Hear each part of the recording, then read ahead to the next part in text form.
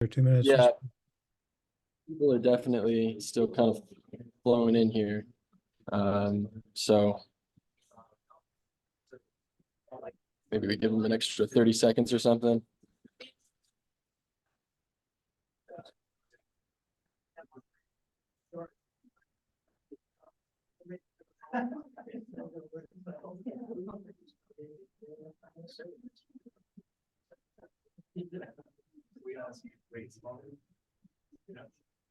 All right, I'm gonna put you back over the speakers here, Alan.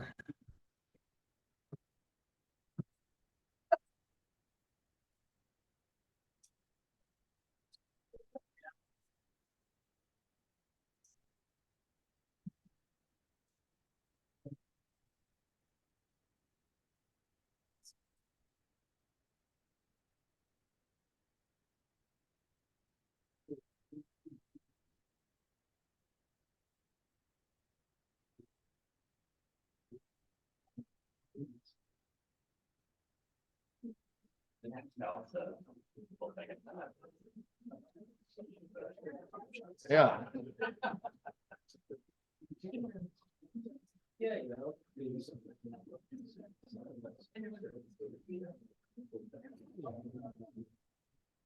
All right, I think now's as good a time as any to get rolling here, Alan. Yeah, I think we can all hear Alan. Can you hear me okay? Yeah, and then after that, I'm just gonna, well, I guess I'll just leave it on and the Zoom participants can mute themselves. Okay, I'll launch in. We're here today for Ethan Parrish's dissertation defense. Ethan came to us from Whitman College as an undergraduate, and he worked for 3 years for Whiting Petroleum in Denver prior to UW.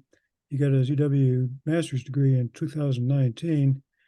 And when contemplating a PhD, he introduced at the time what seemed to me like a radical idea of a kind of a dual track PhD, part of which was geoscience research in kind of its pure sense, and the other was a combination of film and education and how to communicate results to the public, I guess I would put it.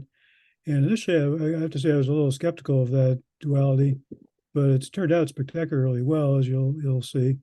And of course, for others to follow. On the geoscience side, I want to say a few words about the significance. Climate change, I think most of us in the room would agree, is the most important issue, or one of the most important issues facing humans today. The study of climate change has a fundamental paradox, however. Contemporary observations provide a clear snapshot of what's happening today, but are limited in their ability to measure longer-term changes. In contrast, rocks contain a rich record of changes that occurred over longer timescales, but tend to lack geographic and temporal resolution similar to the present. So Ethan's research, I would say, aims to lessen that gap by reconstructing interactions between ancient landscape and warm climate at an unusual high level of detail. His work is part of a larger National Science Foundation project on the climatic record of river and lake deposits of the Green River Formation, a famous formation deposited about 50 million years ago in Wyoming. He's also helped to fund his own research through several student foundation grants, one from American Association of Petroleum Geologists, 2 from the Society for Sedimentary Geology. And he also got the Mark and Carol Ann Solian Graduate Research Assistantship while he was a student, and the Dean L. Morgridge Wisconsin Distinguished Graduate Fellowship. On the film side, he's interested in educational research on the use of film in large enrollment courses to help build scientific literacy and to create emotional content connections with the content. He produced a short film called Imposter with Cam Batchelor. I think maybe that was her acting debut, in fact. Yeah. It was shown at the Communication Arts Department Showcase when that came out. He's worked as a camera operator for a local production company that depicts Native American and diverse stories with dignity. And he started his own production company that seeks to create educational content related to the intersection of earth science and humanity. Among his projects has been a film produced with Dave Lovelace in the UW Geology Museum that we were meant to have a screening of today, but unfortunately the weather has wiped us out. But it examines the naming of fossils and other natural features found on ancestral tribal lands, and he may allude to that at one point in his presentation. In terms of just housekeeping issues, I think he's going to give probably a 45-minute presentation, we'd like to hold the questions to the end to keep things sort of orderly. And when we get there, we'll be using the raise your hand flag so that we can sort of take one at a time rather than have sort of a free for all. And we are going to try not to use the chat because I think it doesn't serve well in this particular function. But Rudy, I think, is monitoring it in case somebody does send a chat. And with that, I think I'll hand it over to Ethan and take it off. Take away. All right. Well, can everybody hear me okay? I actually, we already checked that, so thank you. Thank you for those in the room that braved the storm today to be here in person. I do appreciate that. It took a lot for me to get here from Central Washington. A couple canceled flights, a few long drives, some late nights, early mornings. And so I'm just really happy to be here with you all today. Thank you, Alan. That was, I totally forgot that was a thing. So that was really cool to kind of hear a lot of the stuff I've been working on from your perspective. And I do appreciate the introduction. So my dissertation is called Whispering Rivers and the Effective Domain, Assessing Eocene Watersheds and Rethinking Geoscience Education. And we're going to talk about all of that, hopefully in about 45 minutes. I'll do my best here. But I'm going to start things off a little bit differently today than you are probably used to. So this is an excerpt from the Haudenosaunee Thanksgiving address. And I wanted to share this today for a number of reasons. For one, it's more accurately translated as the words that come before all else. And so I think it's meant to be shared at the beginning of presentations, debates, public gatherings. It's shared by the Haudenosaunee as, and it's been translated into a number of languages, and it's meant to be shared. So I feel comfortable sharing it with you today. So I just want to read this. We give thanks to all the waters of the world for quenching our thirst, for providing strength and nurturing life for all beings. We know its power in many forms: waterfalls and rain, mists and streams, rivers and oceans, snow and ice. We are grateful that the waters are still here and meeting their responsibility to the rest of creation. Can we agree that the water is important to our lives and bring our minds together as one to send greetings and thanks to the water? Now our minds are one. So I wanted to open up with this for a few reasons. For one, the whole premise of this address is to orient the listener and to those present to the world around them from a place of gratitude. And I think certainly I and we in the room who are academics, and especially academics that deal so intimately with the natural world, have a tremendous amount to be grateful for. And I don't want to lose sight of that. More to the point, as you kind of got from Alan's introduction to my title, 2 of my 3 chapters deal in fluvial stratigraphy, right? And they're thus wholly dependent on the ancient power of water as it shaped and was shaped by its environment. And so I thought this passage was fitting there. The third point, the third reason I wanted to open with this, it actually helps to hear or read the address in its entirety. And so it's meant to orient us to the world around us from a place of gratitude, but it does so by instilling a sense of wonder, by kind of cataloging the natural world. And it's this relationship of wonder kind of begetting gratitude. And I think gratitude then leads into reciprocity. And this relationship of wonder and gratitude and reciprocity is kind of the motivation for my last chapter, my 3rd chapter in geoscience education. And finally, this is actually a teaser for the film that Dave and I are working on that hopefully we can see in February and not this afternoon. But so thank you for that. Before we dig in, I do want to honor the fact that we are on Ho-Chunk land traditionally known as Dejope to the Ho-Chunk, land that they were forcibly removed from during a treaty in 1832, I believe. But land that they are still very present on today and steward today. Moreover, as geoscientist, I intimately interact with other land, right? And the land that I work with, pictured here in Southwest Wyoming, is ancestral Eastern Shoshone land that they were forcibly removed from with the Fort Bridger Treaty of 1868, put them on the Wind River Reservation that was then shrunk even further, but where they continue to reside today. And I just want to acknowledge the inherent sovereignty of both of those nations and their stewardship of the land throughout time. So this dissertation is made up, like Alan said, of 3 chapters. The first 2 are in fluvial stratigraphy and look at Eocene watersheds and kind of the rivers that fed the Greater Green River Basin in the early Eocene. And the last chapter looks at honoring the effective domain, and I'll talk a little bit more about that then. And then if there's time, I was going to tease the film, but that's all changed, and I didn't have time to change this PowerPoint, so apologies for that. So ironically, we're going to start by talking about lakes. and not rivers. And bear with me for a second, but lakes are amazing things in that they offer the potential, at least, to record incredibly high resolution records of the environments within which they existed. And so you can kind of think of this lake as Eocene Lake Gosiute. And this is a big lake that covered southwest Wyoming during the early Eocene, 50, 60 million years ago, around that time. And so this is the lake that has been the subject of incredible amounts of study, decades of research, because it captures the environment, which is a really fascinating environment because it's kind of oriented or situated in the Laramide foreland and is surrounded by a number of different types of orogenic uplifts, including the severe orogeny, severe thrusting, Laramide uplifts. Moreover, the early Eocene, like Alan kind of alluded to, is a time known for its these global perturbations in climate called hyperthermal events. And so this lake existed during this time and collects this really high resolution record of this time known for global climate changes that are often studied as analogous to today. My little slice of this puzzle, though, is really coming at this from the standpoint that to really understand or appreciate this lake record, we need to put it in the context of that which fed it, right? And that's why I'm interested in the fluvial record, or the watersheds, the rivers that fed this lake.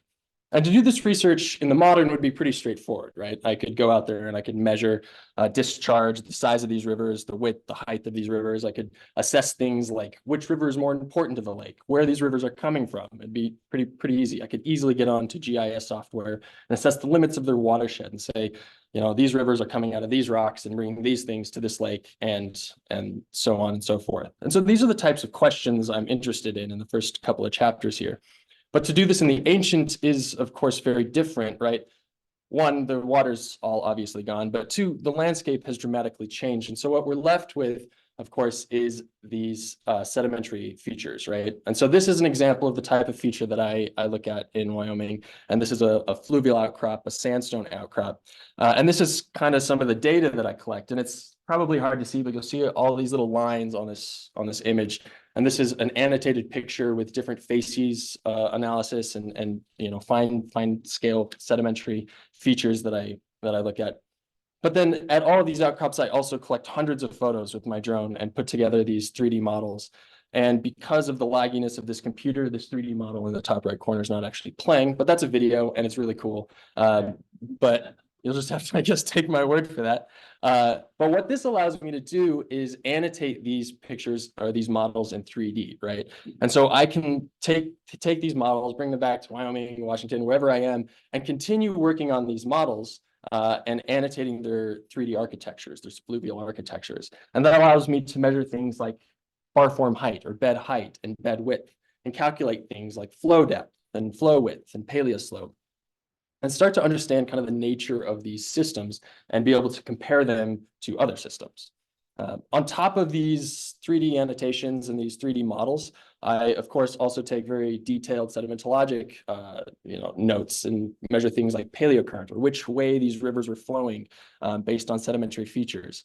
I also take sand samples for petrographic analysis and can kind of assess the nature of these different sands. And finally, I take DZ samples. And so these are detrital zircons, and these act as effectively little fingerprints, so to speak, of a specific sand at a specific place. And it's these detrital zircon data that kind of are the foundation for my first chapter, and that's where we're going to start. And one of the things I wanted to do with these zircon data is historically detrital zircons, there's an amazing tool that have led to, really in the last 20, 30 years especially, this tool has just erupted into especially provenance research, and has kind of revolutionized the study of provenance research, tectonics, landscape evolution. It's a really cool tool, but it is overwhelmingly done so at the continental scale, right? So it's applied at the scale where we're seeing continental trends and shifts in how sediment moves and the landscape evolves. And what I wanted to try and do is apply this tool at the sub-basin scale and see if I could understand watershed heterogeneity, differences in watershed using the same tool that is so readily used at the larger scale. Before we dig into that, though, I think it's important to understand why the Greater Green River Basin is a good place to do this. And I think this picture says a lot, right? It's absolutely a delight to work there. One, I can drive there, so it's logistically feasible. But two, the exposure, right, is awesome. And really the biggest thing getting in my way are rattlesnakes, and they're usually pretty cute. So this is a wonderful place to work. Exposure is awesome, and it's just a nice place to be. More importantly, I would say, is the age resolution or the temporal resolution that we have in these rocks. So because this has been an area of such high research for so long, there's been a lot of researchers that have developed this age model, so to speak, through this formation. And this is made possible by the fact that there are ash beds scattered throughout the Green River Formation that are datable. And what this leads to is this super high resolution age model that allows me to orient myself in the stratigraphy. And so the figure you're looking at here is just the most recent, I think, in a number of research efforts to hone in this age model. And this was published by Ben Bruck, who's an alum of this department, earlier this year. And it's what this allows me to do. It's great because I can know where I am in the stratigraphy, and that the sands that, or the rocks that I'm looking at are, I'm comparing apples to apples, so to speak, instead of apples to, cantaloupes. And it just allows me to orient myself on the rocks really well. And just to kind of key you in, these A through I beds, these kind of gray beds here, those are the characteristic Arcos beds of the Wilkins Peak Formation and the Green River Formation. And those are kind of the sands that I'm looking at in chapter 1 and also in chapter 2. On top of that, the Greater Green River Formation is oriented, like I kind of talked about before, kind of in the middle of the intermontane American West. So it's surrounded by these tectonic uplifts of Laramide or origin, severe thrusting. And so it captures what we know is a pretty diverse array of inputs. And so it's a really good place to kind of do this type of study where we're looking at watershed heterogeneity. Actually, I want to go back this real quick. So there's kind of two primary rivers, the Aspen River here and the Idaho River to the northwest. This first chapter really focuses on the Aspen River, and then I'll talk about both of them in a little bit more detail in chapter 2. All right, so the first two chapters in geology are kind of built around this data set, a number of outcrops across 3 subbasins, a lot of which have really detailed paleocurrent data paired with them, 4 of which have those 3D models that I was talking about, though I have data for several more, petrographic data across the basin, and then these 18 detrital zircon samples. And it's these DZ samples that we're going to start talking about for the Aspen River here and chapter 1. So chapter 1, this chapter was published earlier this year in GSA Bulletin. And so let's just crack in here. There's a lot going on this slide. And so I kind of want to take a second to orient you to what you're looking at.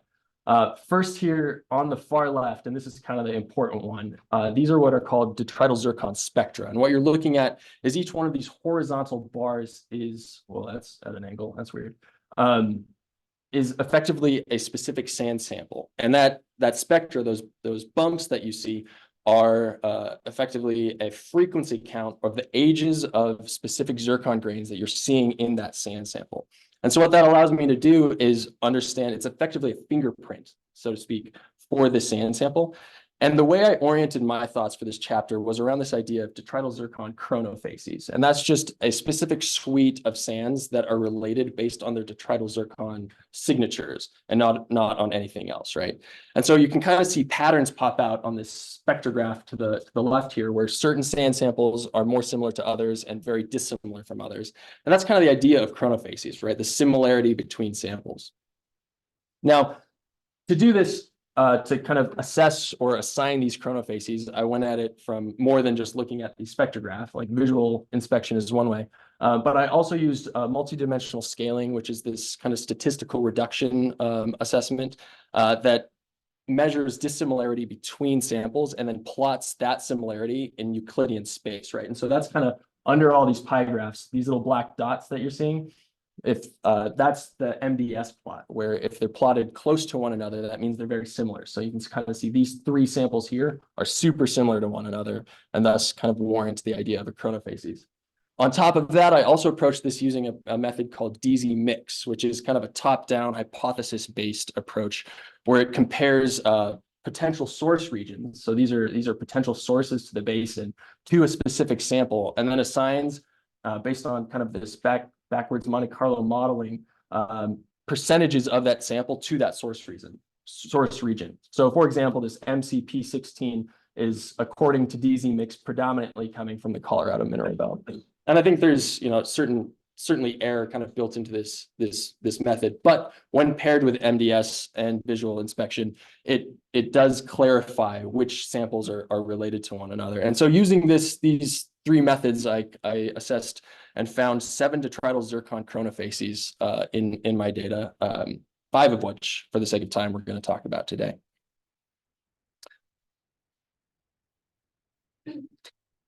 Okay, so like I said, we're going to be spending a lot of time on these spectra, so hopefully that made a little bit of sense.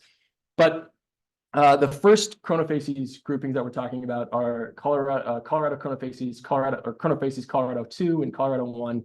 And just so you know, I named these chronofacies based on where these sands are coming from. So these sands are interpreted as coming out of central Colorado into the Green River Basin in the early Eocene. And this is cool because this is kind of the proof of the Aspen River, which prior to this was, hypothesized and we certainly believed it was there, but this really, was a smoking gun that this Aspen River was definitely a system coming out of central Colorado into southwest Wyoming at the time.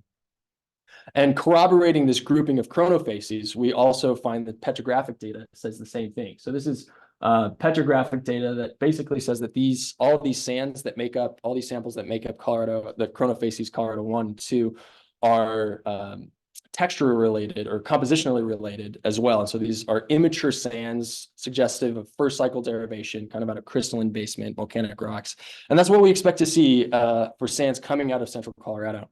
On top of that, the paleocurrent data says the same thing. So if you look kind of in the lower right-hand corner here, in the southeast, we see all these paleocurrent roses pointing towards the northwest. And this is just evidence of the Aspen River flowing into the basin out of central Colorado, which is pretty cool. Cracking it onto the Utah chronofacies, these are interpreted as sediments just shedding off the Uinta uplifts. And this doesn't come as a surprise at all, right? It makes sense that for a basin that's just north of the Uintas, we're going to get sediments coming off of the Uinta uplifts. And that's exactly what we see in the paleocurrent data. We see these north trending paleocurrent roses that just kind of scream sediments coming off the Uinta front there. And again, this is corroborated by petrographic data where we get this really mature sands, really quartzite sands, which makes sense because they're coming out of the Uintas, which are already themselves recycled sediment coming from the east into the north in the Mesoproterozoic. But if you've been watching closely, this little sample here, SB3, is also part of the Uinta chronofacies and is entirely unrelated, at least petrographically, to the rest of the group. And this was really interesting and is actually shown also in the spectral analysis too. So we see this spectra here. Really, I like thinking about it as if you took the Colorado chronofacies and the Utah chronofacies and just smashed them together, you would get SV3, right? It's kind of the poster child of both. And what I interpret this to be is a sand collected effectively at the convergence of sands coming off the Uinta front and the Aspen Paleo River. So we're seeing signatures of both, which is really cool to see in a single detrital zircon sample.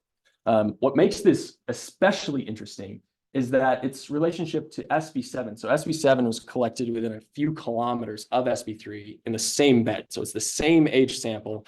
And as you can see, that SB7 has an entirely different zircon signature. And so we're seeing this lateral transition in provenance in chronofacies, right, over a very short distance based solely on the detrital zircon signatures, which is fascinating when you think about this having existed 50 million years ago. All right, so let's move into the Wyoming chronofacies. And these are sands that are interpreted as coming from the east into the north. So like the Sierra Madre Mountains, the granites, the Rawlins Uplift, if you're familiar with Wyoming. And this is supported, of course, by the paleocurrents, right? We're seeing these sands kind of coming in from the north and east here with these south and southwest trending paleocurrents. And what this led me to hypothesize is the existence of a separate fluvial system. And I named that, well, really, I worked with the Eastern Shoshone Cultural Center on the Wind River Reservation and a couple elders out there to name the Toyapookie River, which means mountain fan. And I named it mountain fan because that's kind of the essence of the nature of this deposit, right? I think it's a big fan deposit coming into the Washakie subbasin. But what's really cool about the Toyapookie system is that characteristic of Toyapookie deposits are this Archean peak in the detrital zircon signature. That's because these sands are sourcing uplifts north of the Wyoming suture. So in the Wyoming province, where we're getting really old cratonic rocks, and we're not seeing those ages with any significance in the Colorado chronofacies, which means that there's not mixing happening between the Toipuki River and the Aspen River.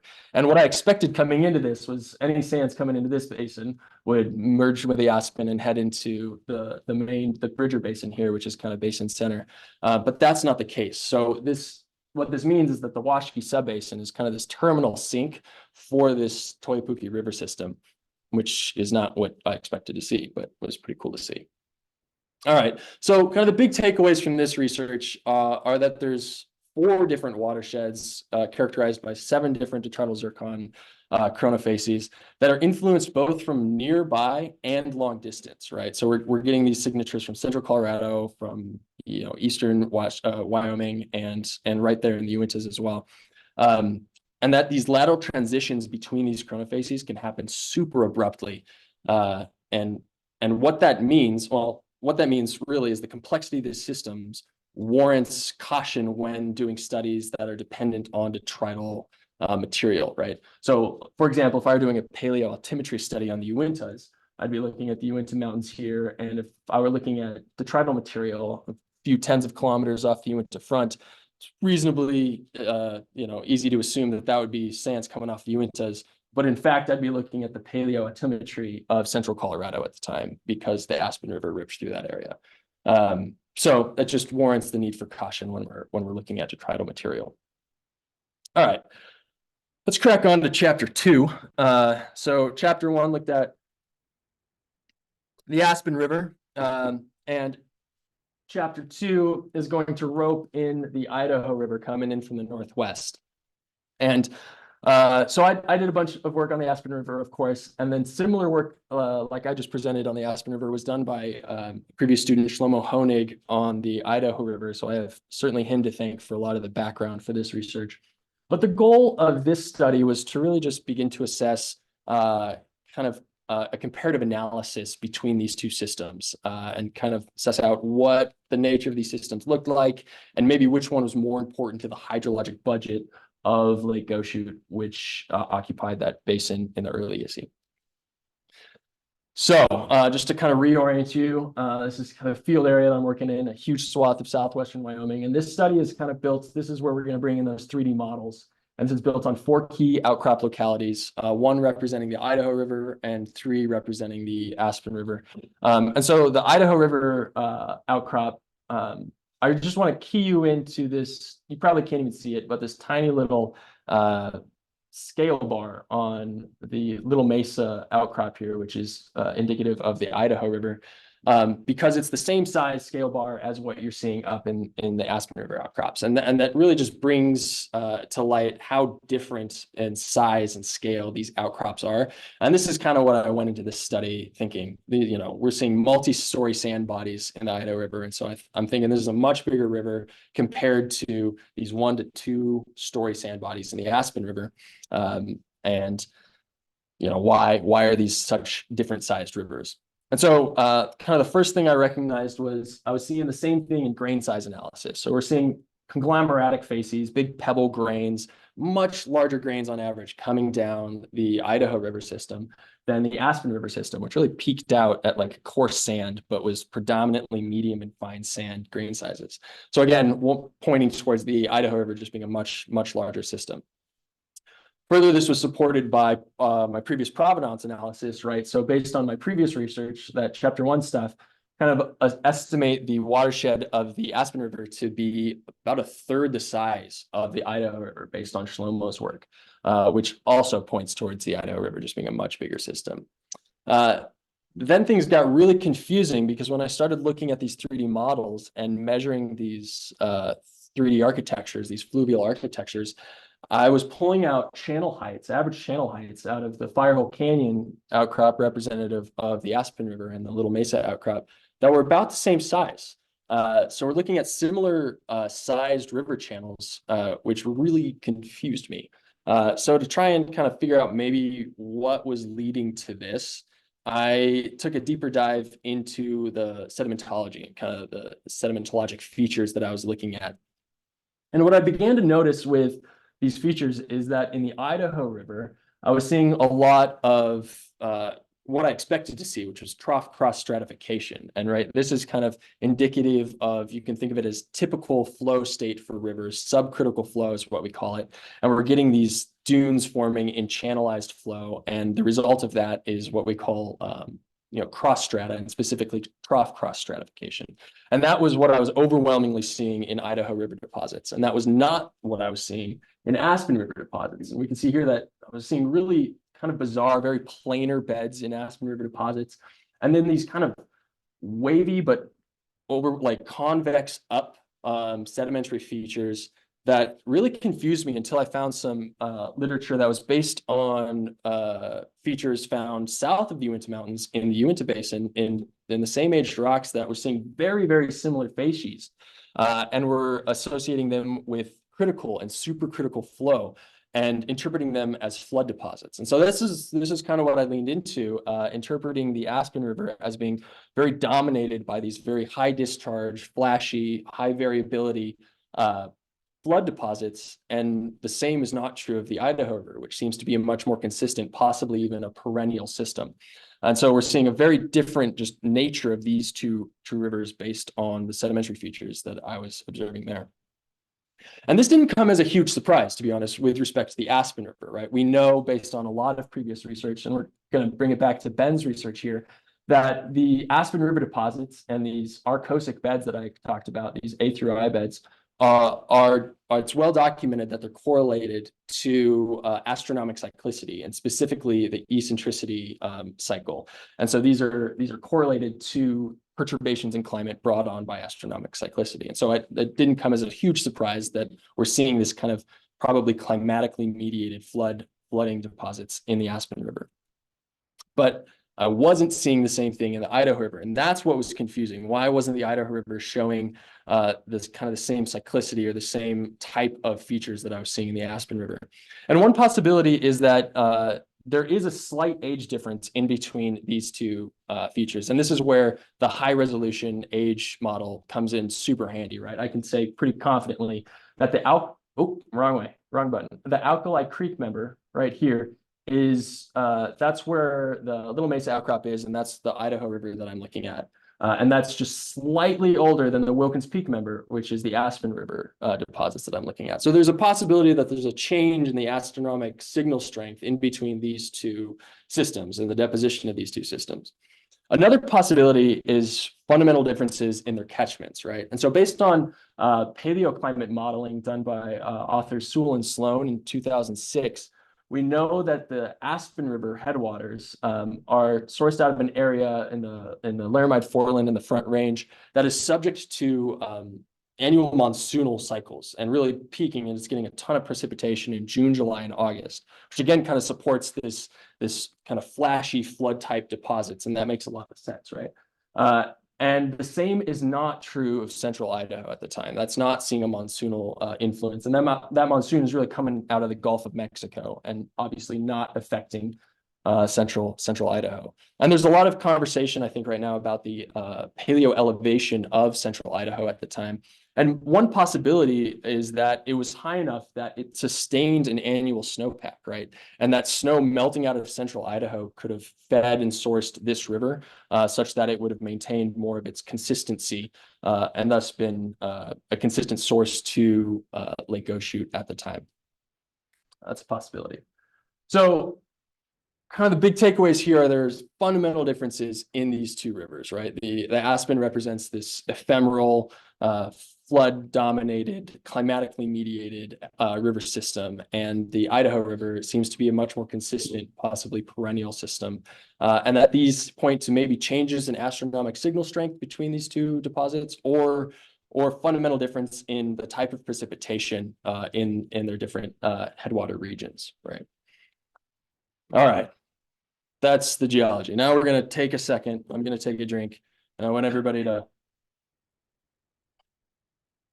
reorient. Things get a little bit different here. Now we're going to talk about geoscience education. and honoring the effective domain. And remarkably, I feel like I'm doing okay on time. Cool.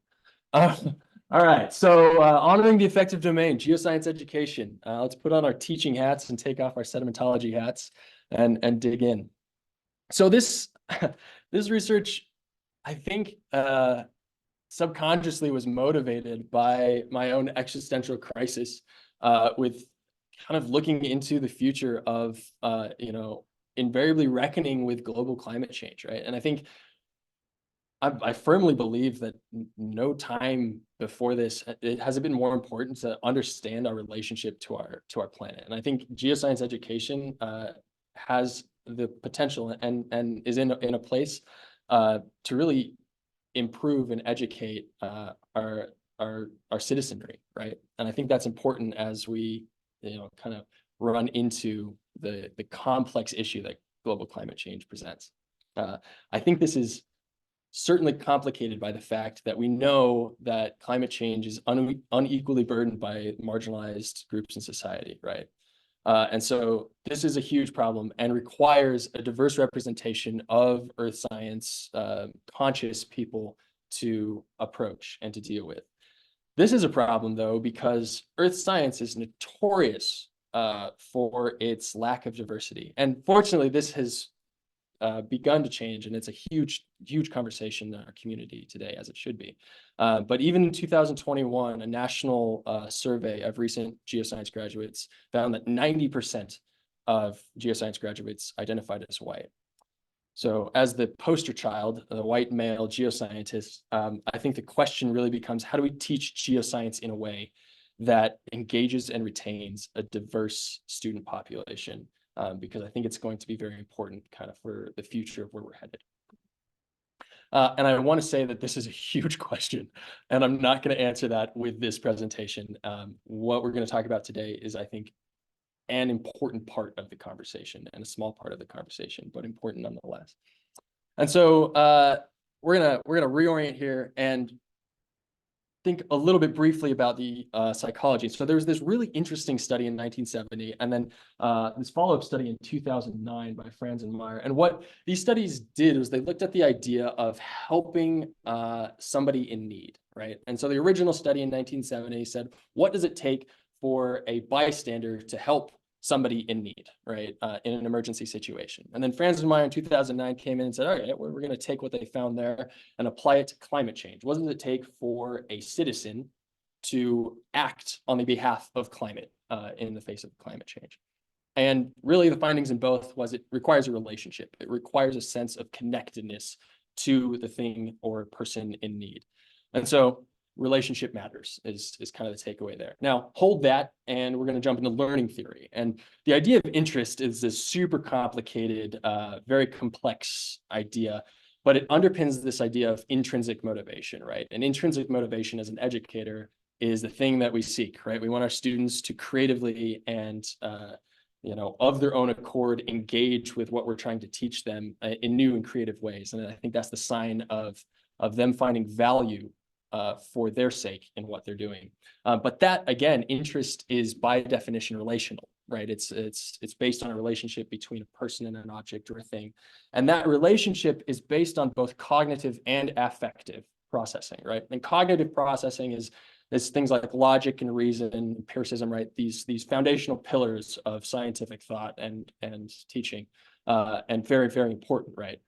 Affective processing deals much more with the emotional connection to content, right? And I think that's been historically overlooked, especially in physical science education. Now, some basic philosophy 101 and syllogistic reasoning, we can say that connectedness to Earth requires a relationship to Earth, and that since interest in something is relational, that interest in Earth is the foundation for connectedness. And I think this is within the purview of geoscience education, right? We can work towards getting our students interested and thus hopefully developing a relationship with Earth, right? And that's the goal: diverse, engaged, informed citizenry with a relationship, with an interest and thus a relationship in Earth. Now, this is kind of what I was thinking about and dealing with when we started this PhD, when I started this PhD. And that's when I met Steve Myers, and we started talking about what he was trying to do in Geoscience 100 and what turned into the Data project, into Data Scientific Labs. And I'm sure many of you recognize and know what that is, but this is just a number of the behind the scenes shots of what we were trying to do, which was bring in art and video and kind of infuse a geoscience curriculum with an artistic approach. And my role in this project was effectively that of a director of photography. So I was behind the scenes, or rather behind the camera, directing videos that we used as pre-lab content and in the curriculum. And through the years of COVID, we used it as lectures. And there was a tremendous amount of video production that went into this project. And fortunately, it turned into some cool research as well. And so what this curriculum was, and I'm not going to talk in depth about it, you can certainly ask questions or get in touch with Steve because it's really his, but we brought in things like music and film and visual art and performance and incorporated them into assignments and pre-lab videos that I made. And so it was a semester of geoscience education that brought in very interactive art projects and art exhibits, really, connection events is what we called them, to the curriculum, for a class of, I think it was up to over 400 students one semester. So it was done at an enormous scale. And so this chapter, this research is based on, or it's kind of made up of two studies. Study one looks at the course as a whole as an intervention. It's based on survey data from before and after the course from the students. Study two looks at three specific pre-lab videos that I made for the minerals, sedimentology, and igneous rocks labs. And for the sake of time, we're going to just focus on study one, the course as a whole study. So this study is founded and tries to measure, or seeks to measure the relationship these students have with the geoscience curriculum, the content, based on these five vetted metrics, these instruments: sense of place, sense of belonging, career goals, earth science outcome expectations, and interest in education. And sense of place is just a person's relationship with the place they inhabit. And so this is effectively a proxy for the relationship with Earth within the context of geoscience education, right? So that was a big one. That one's really important to me. Sense of belonging measures how welcomed or how present and welcomed they feel in the geoscience community, right? What's their emotional connection and relationship with the people and the community around them. Career goals is pretty self-explanatory. How are these students relating to their career intentions, and is this curriculum, is there any changes based on this curriculum in that? Earth science outcome expectations is a little different from career goals in that it measures a student's sense of the skills that they're learning now, how and if those will influence their employment in the future. And then interest in further, and it's specifically geoscience education, is again pretty self-explanatory. How interested are students in pursuing more education, more geoscience specific education? And so looking at these five metrics, what we found was that 4 out of the 5 of them, with the exception of outcome expectations, earth science outcome expectations, we saw statistically significant positive changes in all of the others. So sense of place, sense of belonging, career goals, and interest in education all improved across our student body, which was really, really cool to see. Moreover, and this was really positive to see too, I subset out non-white identifying and non-male identifying students and found the exact same trends to be true. With the exceptions of outcome expectations, we see that all four of the other metrics see positive shifts over the course of the semester. So that was really cool, suggesting that this is in effect of an identity agnostic curriculum, right? Which is important. So the career goals metric is interesting, and I included this because I think career goals effectively acts as this umbrella that kind of subsumes the other ones, right? So sense of place, sense of belonging, earth science, outcome expectations, interest in education. For a student, all of those would likely influence their career goals, right? And so based on this hypothesis, regression analysis was run to assess what is influencing that career goals post-score, which, remember, changed, positively. And as expected, career goals pre, right, a student's career goals before the class had the most significant influence on the career goals post score. But in addition to career goals pre, sense of place post and interest in education post also had influence on this career goals metric. And what that means is that this curriculum, this intervention, so to speak, based on its influence on a student's relationship with the world around them and their interest in learning more about earth science, changed their outlook on their future and their career goals, which is kind of profound when you think about it. So that was a wonderful finding and really cool to see. Now, I really want to point out that while this study shows that this is an effective and a good way of honoring that affective domain and bringing in the importance of relationship to content to students, it's certainly not the only way. It is a way, and I won't even say it's necessarily the best way. Probably the best way for me, because this is my skill set, but really the takeaway that I want people to take from this study is the importance of remembering that affective domain, and a balanced cognitive affective approach to education is important to the retention and interesting, getting students interested in what you're teaching. And that as educators, really, we're ultimately limited by our own creativity in our ability to implement this. And so I think there's myriad ways to do this, and it's really dependent on who we are as educators. So with that, I want to thank all of my funding sources over the years, which were many. As Alan mentioned, I was fortunate to get a lot of funding that I worked really hard to get, but that made all of this very possible. And obviously none of this would have been possible without that. I think more importantly, this is just the tip of the iceberg as far as people that require acknowledgement. Alan, Steve, obviously none of this would have been possible without both of you. I think moreover, I never would have pursued a PhD if I did not feel our working relationships and the safety in our relationships warranted that. And I just want to thank you for being amazing advisors, for being overwhelmingly patient with my myriad endeavors and efforts and failures over the last 5.5 years. So thank you. My committee, of course, thank you for being here. I know that this will be better because of you, so thank you. Research collaborators, so that all of these chapters are not wholly my doing, of course. It takes an army, and they are made exponentially better by the people that are helping me. So thank you to all. Weeks Hall community, this has been a home for so long, and honestly, it's hard to be back here now because I really miss it. So that having Weeks Hall as a home was a big deal and makes a huge difference.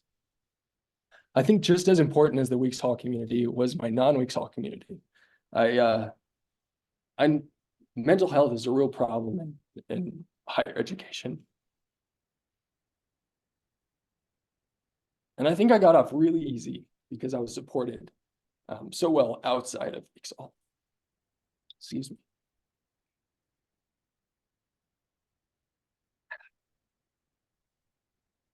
Wow, I didn't expect to tear up on these ones. Those are supposed to come later. I'm just to say thank you. I would not have been here. I would not have come to grad school if it weren't for my time at Whiting Petroleum. So Mark and Lynn and the Rock Lab team there, thank you. My parents. Wow. Thank you.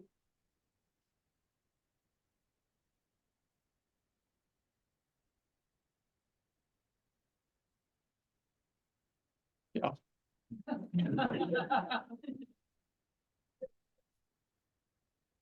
I would say come to the films later, but it's not happening.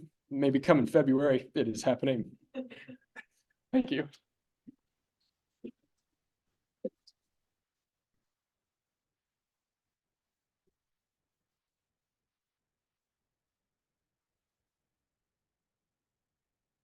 All right. That was a mess. Questions?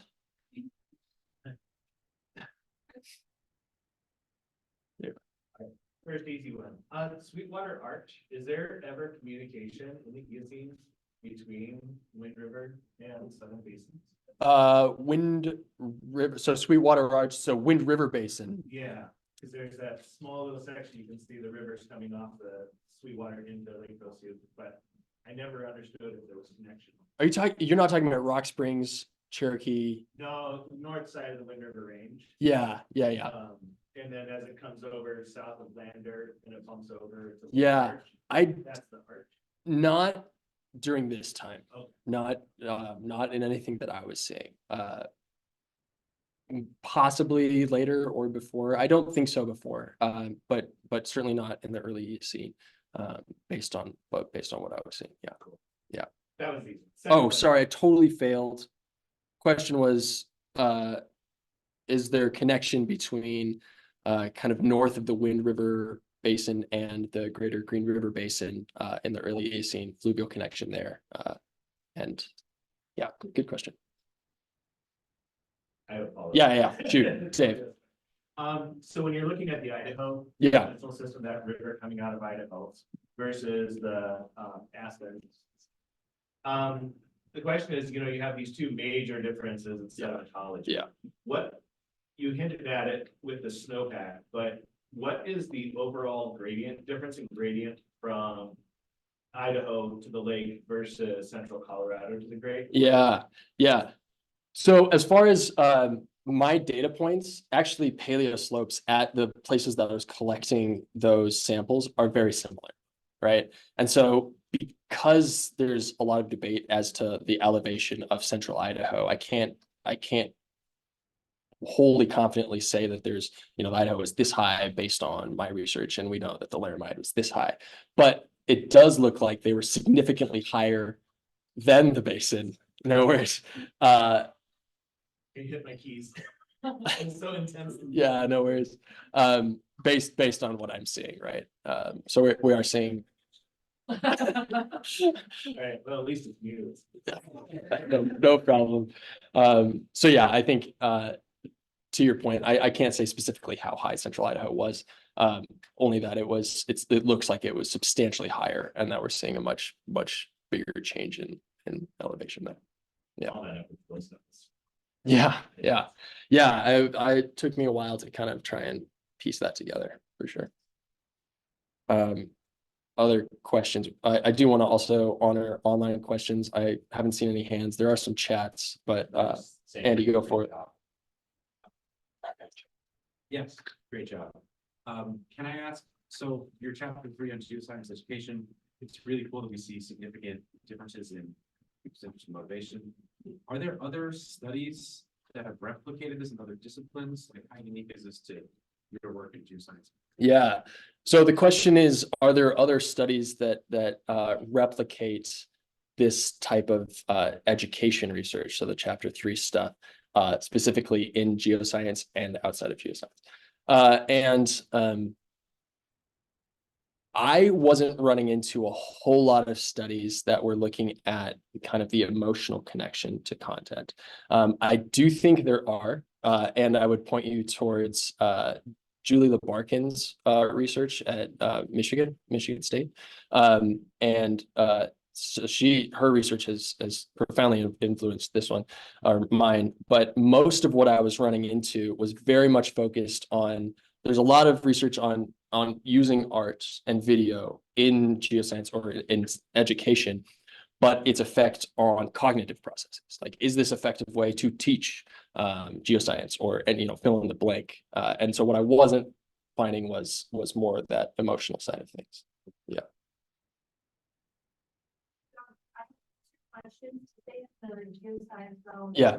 You have like almost 130 less responses on your post semester. Yeah.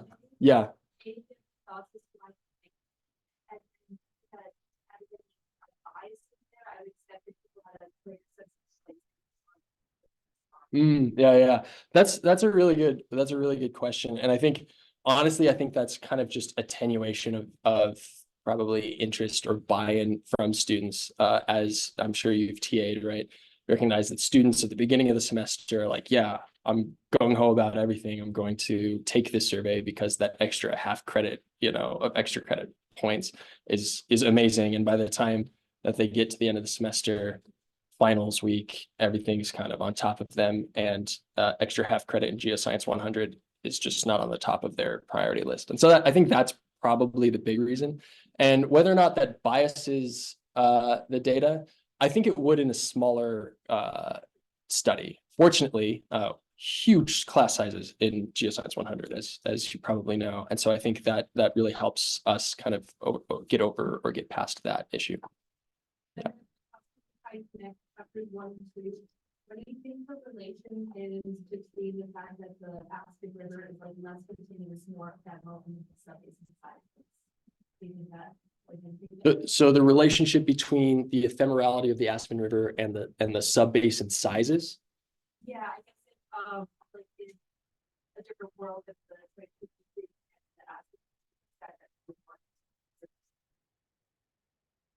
Right. That's a really good question.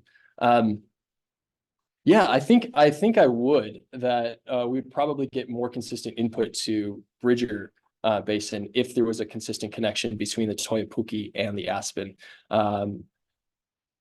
That said, the Toiyapuki River is also being sourced out of the kind of the Front Range Laramide foreland region, so it is probably also subject to that kind of monsoonal cyclicity that we're seeing in the Aspen River.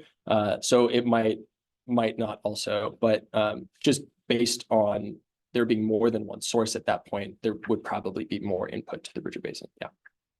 Yeah. There's a hand. Dr. Lim. Hi, then. Can you hear me? I can, yes. Thanks. Fantastic job. Learned a lot. Very educational. I have a question about chapter 3, building on earlier question from somebody in the room. So your main finding is really based on pre and post, sort of like survey comparison. Yeah.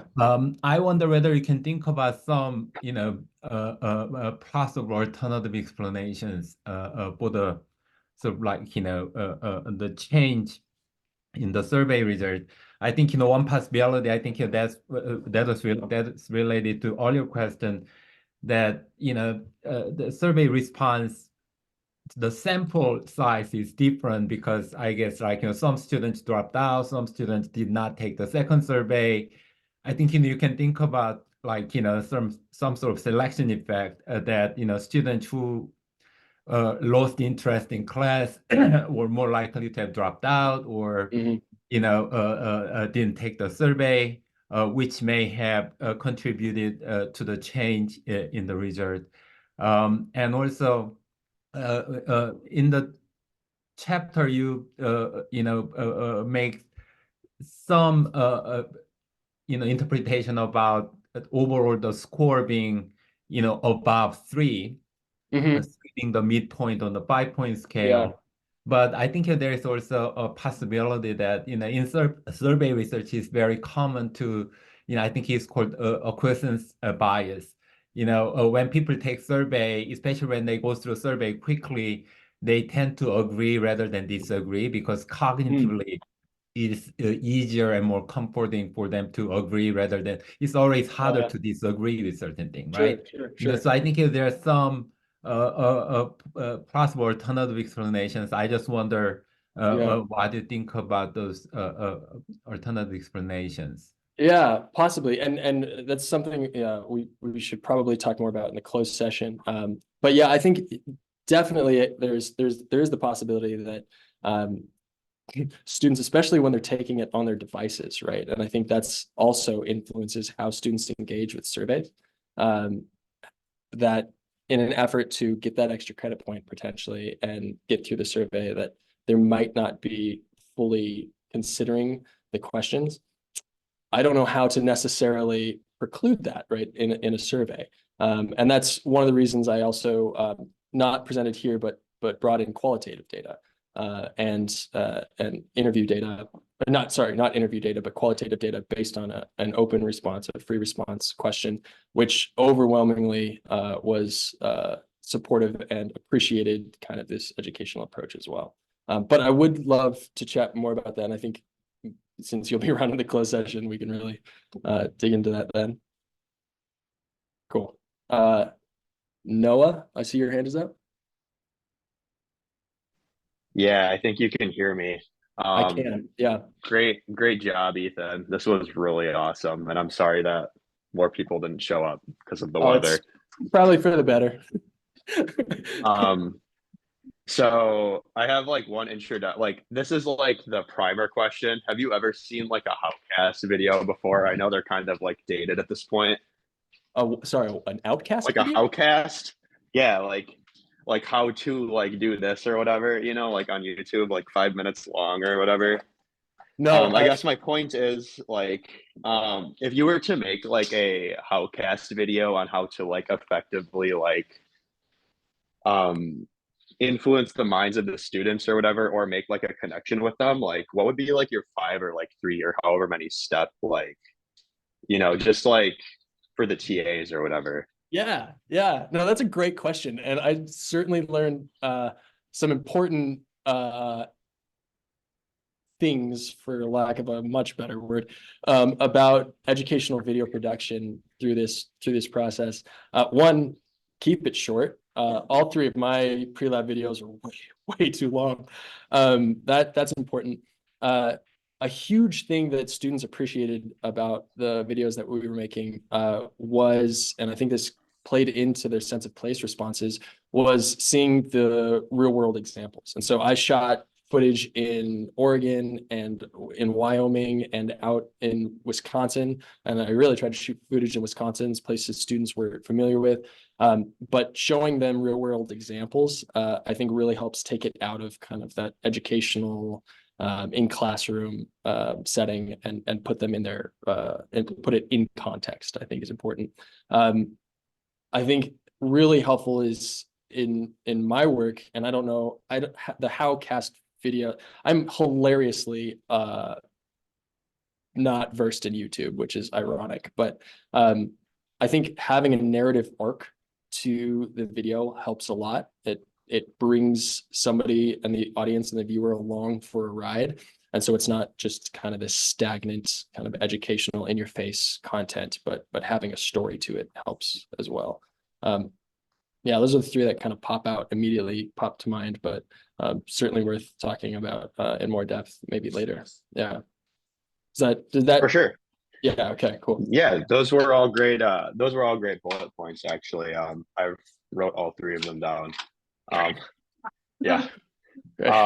Yeah, don't worry about the Howcast thing. That's like a 10-year-old thing. So like it was kind of dated in the first place. So well, I'm close to 10 years older than you, so that might be true. yeah. Yeah, great job. Thank you. Thanks, Kevin. I'm kind of bounce off of what Andy asked earlier. So you talked about the importance of the affective domain to education and learning in general. Yeah. Is there something peculiar about geoscience that makes it especially amenable to that affective component? Yeah. The reason I'm asking is because I study computer science. Yeah. There's very little space for affective things. Like there's nothing about a computer that elicits an affective response, but I'm still really interested. Yeah. This seems to be different when you're talking about the Earth.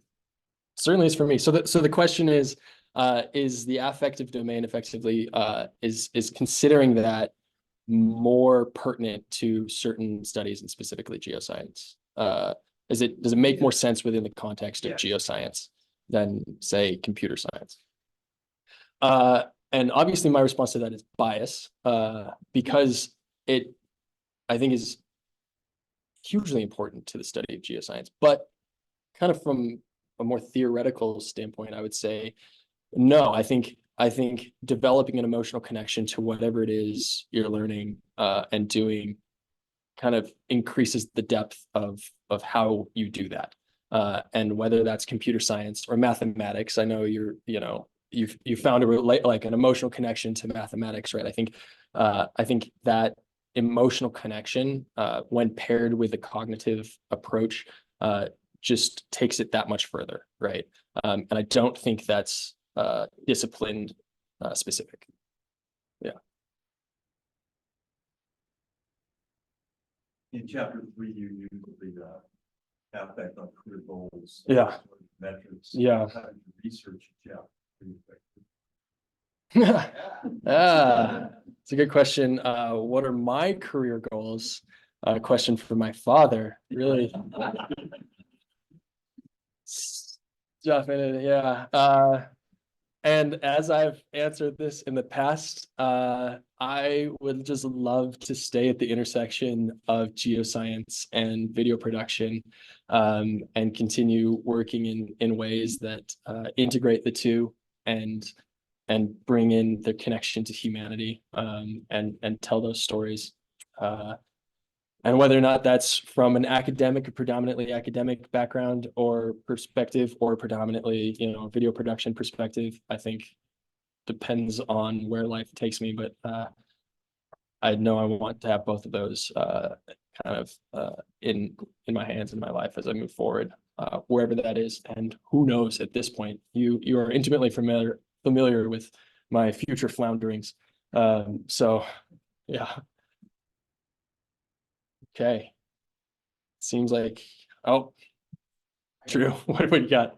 What is like the greater context of your data set, especially in the first two chapters? Like, who else wants it? Purpose? Yeah, that's a really, really good question.